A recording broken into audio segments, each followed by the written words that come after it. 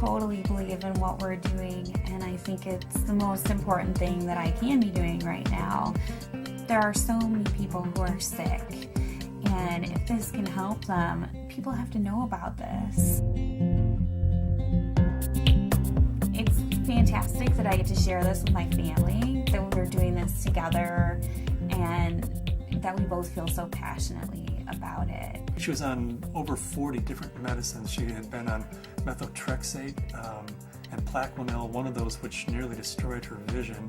All the potent anti-inflammatories, the Vioxx and the Celebrex, and was on all sorts of painkillers and all sorts of antibiotics. She had classic steroid toxicity. Her face was the shape of a moon because there's a lot of swelling that occurs in the face. At the age of 16, was diagnosed with juvenile rheumatoid arthritis, and that evolved into a lupus condition, a diagnosis of interstitial cystitis, an autoimmune disorder.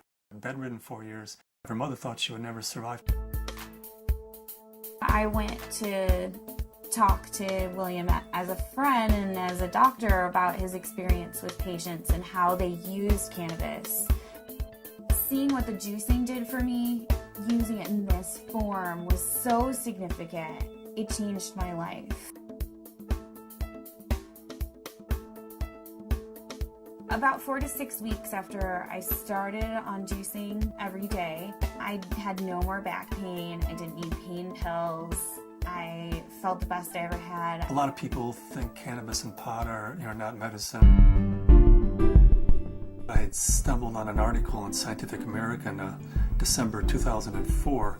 They had an article on marijuana as the brain's own marijuana, and they introduced the idea that the body produces compounds that are very similar to those found in marijuana or cannabis. Cannabis actually goes upstream. It provides feedback from the postsynaptic nerve to the presynaptic nerve, which was unheard of in neurochemistry. I mean, all neurotransmissions were unidirectional, and all of a sudden, swimming against the force of that are these little cannabinoid molecules that tie the whole system together. The phytocannabinoids from this plant augment the body's attempt to restore and increase function to a normal level. So it mimics the regulatory system of cellular physiology. And recently, the Food and Drug Administration has approved of CBD, which is a cannabinoid like THC, one of 80 cannabinoids. The federal patent compares vitamin C, vitamin E, and CBD, or cannabidiol. CBD turns out to be more potent than either of those two.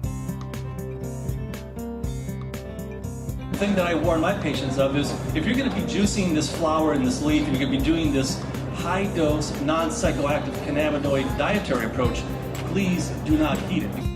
When you heat cannabis, you make it psychoactive, which for a large part of the community, the psychoactivity of a plant is a measure of its medical quality. But it's really quite the inverse. If you heat or age cannabis in any way, you're destroying some of the medicinal properties of it. To use the plant effectively, we have to use it the way it evolved over 34 million years, which is raw. Because when it's raw, the THC is bound up as THC acid.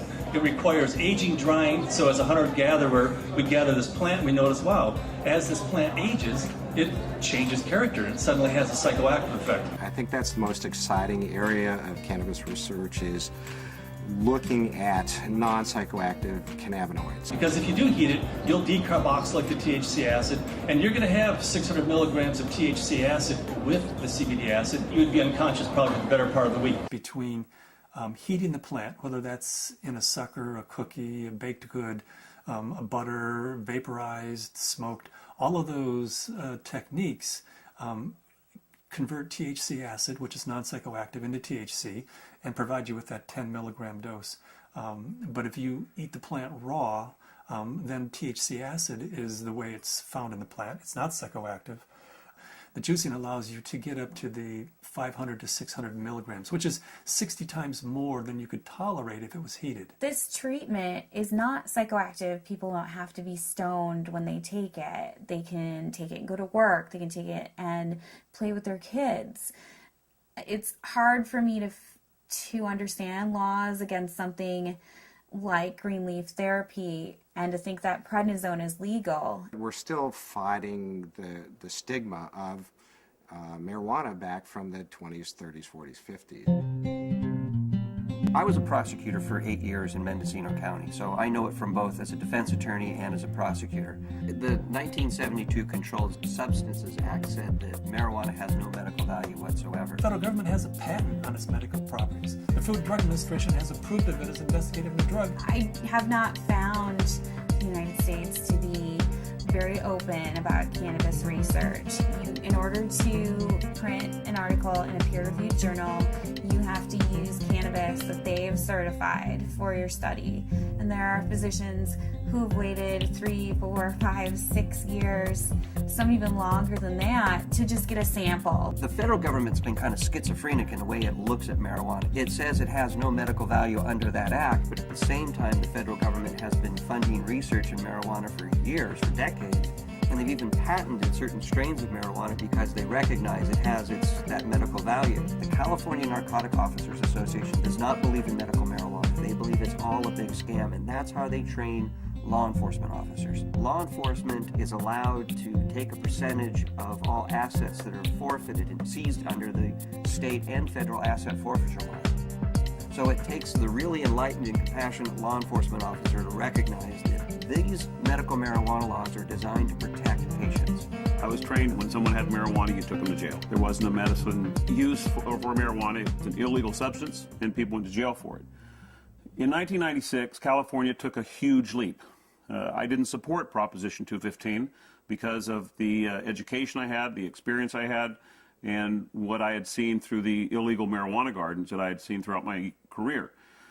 Since 1996, I have changed my opinion somewhat. I believe there is a very clear medicinal use for marijuana. That being said, I believe that there are a large percentage of people who use marijuana as an excuse to either make profits or for recreational. The people who use marijuana for the true intended use that the voters passed, medicinal, I'll do everything I can to support their rights. There's many more things that law enforcement can be focused on than medicinal marijuana. And I don't want to give the impression at all that I support people who are growing marijuana for medical purposes 364 days of the year, and then one day a year they make a big sale for a couple $100,000, and they're a commercial seller that one day of the year. They're the people who are causing problems for the people who really and truly need and can use medical marijuana.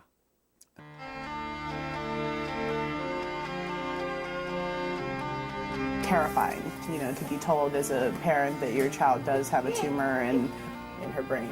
It took 24 hours in the operating room. They gave us a 10% chance of survival with treatment. The Oakland Children's Hospital, where they called me and they said they had a baby who they were discharging home. This baby had completed all treatment that would be useful for it, had a brain tumor,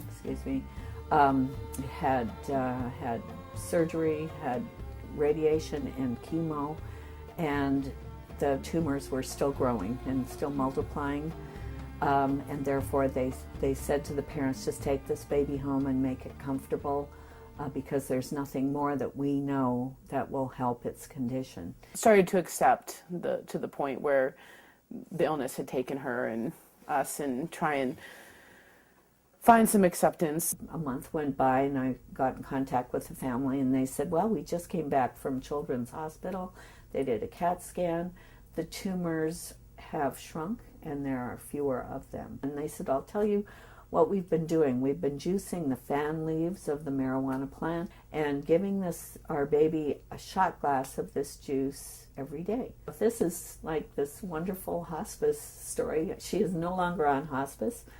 I brought the oxygen concentrator back.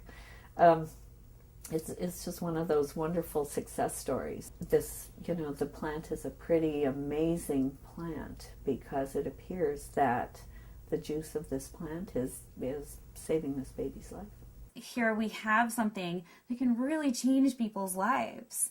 I mean, I was laying in bed, catheterized, thinking that physicians were just trying to make me comfortable. They really didn't think that there was anything more that they could do, and that I may not live to be 30, which I am now. That was the best I could hope for. the best I could hope for was taking enough methadone and Percocet every day that I just didn't feel anything at all. I had gotten in touch with Dr. Courtney because we had received a doctor's recommendation from one of his patients, and in it asked that they start juicing the leaves and having capsules and a few other items which I didn't know anything about. So after I contacted him, I was really excited to hear that there might be some other alternatives to the smoking of the cannabis. These are friends we've had in the past year. They said, your father's not the same as he was when we first met him, and he seems to be much more alive and much, doing a lot more and more active. And I had informed them that it was because of the juice that he had been taking.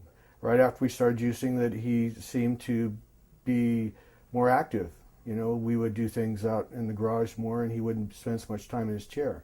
We have ran out periodically in the last year and a half, and that's what made me convinced that he needed it, because when he would run out, he would have trouble getting out of the car.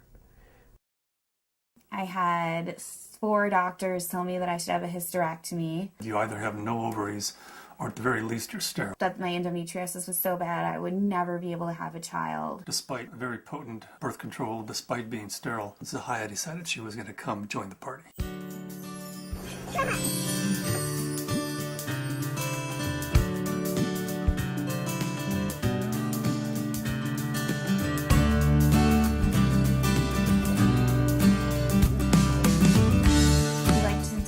Ourselves by being extremely scientific, and people know that if they're going to come to us, they're going to have to go through a lot of hoops, but they're also going to get the most up-to-date scientific knowledge on this subject, and they're going to see a physician who's an expert in the field of non-psychoactive cannabinoids. And there are plenty of people that want that and are looking for that. We opened our 5th office in Luxembourg. Their government is really sympathetic and open. There's an international group studying autism and CBD in Luxembourg. There's a physician there who's writing cannabis scripts, who's also a senator. And we've been working with him, Senator Columbera. The government may be actually funding experiments in a research center using cannabis, in large part because of Dr. Courtney's work with non-psychoactive cannabinoids and Senator Columbera's work with cancer patients. There are now facilities for testing plants, and there's been more progress made in the last 5 to 6 months. A new strain in from Spain called Kaneh, 6.9% CBD. That's a 700% increase over Northern Lights, which is our previous high producer. I would like to find strains that have all of the cannabinoids present in an amount that's useful. I'd like to produce strains that are adapted to environment. In Luxembourg, we're producing thousands and thousands of pounds of seed, to raise the money to give away, a half a pound of seed, because if that person grows an acre of cannabis and feeds their family the proteins and the fatty acids, incredible food source, an incredible preventative medicine source, and an incredible therapeutic source.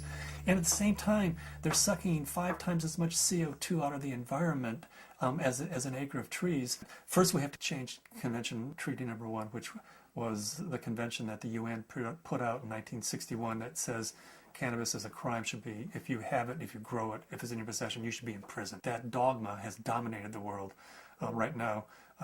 They're asking for input from the World Health Organization, and in the process of writing a letter stating that this is a dietary essential, it's not a criminal thing, because we have to change that treaty before we can go into Central South America and say, you grow yourself an acre of this plant, feed your family, prevent illnesses. So Cannabis International kind of legalizing the plant globally, giving it back to people as a food source, prevent illness is so much better than waiting until you have diseases. With my own experience and all the patients that I've spoken to, I believe that it's not an isolated incident, that this is the best medication